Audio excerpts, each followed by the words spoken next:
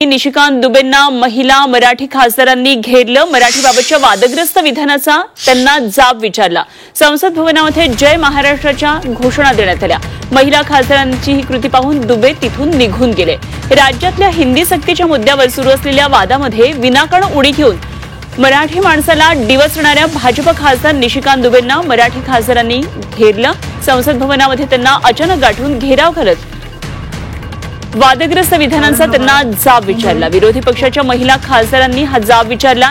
जय महाराष्ट्राच्या घोषणांनी संसद भवनाची लॉबी दणाणून केली आणि दुबे यांना तिथून चक्क काढता पाय घ्यावा लागला। विरोधकांच्या गदारोळामुळे लोकसभेचं कामकाज तहकूब झाल्यानंतर वर्षा गायकवाड, शोभा बच्छाव, प्रतिभा धानोरकर या काँग्रेसच्या खासदारांनी दुबेंना जाब विचारला।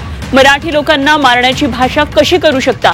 तुम्ही आपटून आपटून कोणाला आणि कसे मारणार? कसली तुमची अर्वाच्य भाषा? तुमचं वागणं बोलणं योग्य नाही। मराठी भाषकांविरोधातली तुमची ही अरेरावी आम्ही खपवून घेणार नाही, अशा शब्दांमध्ये गायकवाड यांनी दुबेंना सुनावलं। आम्ही निशिकांत दुबेंना म्हटलं की तुम्हाला महाराष्ट्राचा एवढा द्वेष काय आणि महाराष्ट्राच्या मराठीचा तुम्हाला एवढा द्वेष काय? दुसरी गोष्ट, तुम्ही पटक पटक के मारेंगे बोलत होता। तुम्ही कोणाला पटक पटक के मारणार आहे? आम्ही तुमच्या समोर आहोत। पटक पटक दाखवा तरी आम्हाला कोणाला मारणार आहात।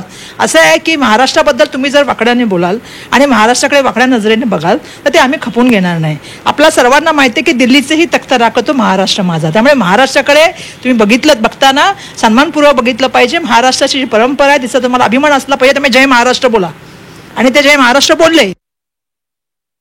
आम्ही सगळ्या महिला खासदार लॉबीमध्ये होतो। अक्षरशः 2 दिवसापासून आम्ही त्यांना शोधत होतो, पण ते सापडत नव्हते आणि सापडल्यानंतर आम्ही त्यांना जय महाराष्ट्र पण केला। त्यांनी अक्षरशः आम्हाला हात पण जोडले आणि ज्या पद्धतीनं पड त्यांनी या ठिकाणून काढला।